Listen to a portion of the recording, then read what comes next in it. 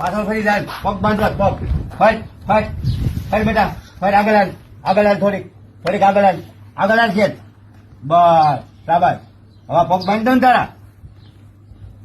ગમે ત્યારે પાછળ બેઠા હોય અને ગમે ત્યાં એની પાસેથી કામ લેતા હોય, અહીંયા બેહવું એટલે મોતને આમંત્રણ આપવું.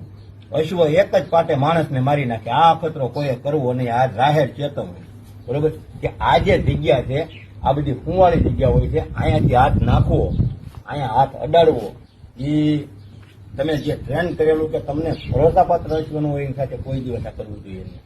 આમાં તમે જોઈ શકો છો કે અહીંયા બેસીને જે તમે જો એને દો ગમે એ વસ્તુ કરો તો આને કોઈ મતલબ નથી. એનું કારણ છે કે એને મને સ્વીકારી લીધો.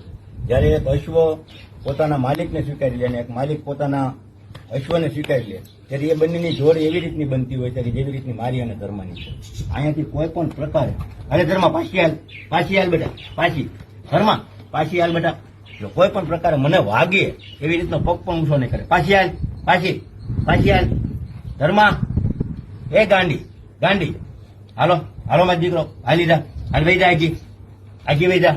જો કોઈ પણ પ્રકારે તેમ જોઈશો તો મને વાગે એવું એ શેત પણ નહીં છે.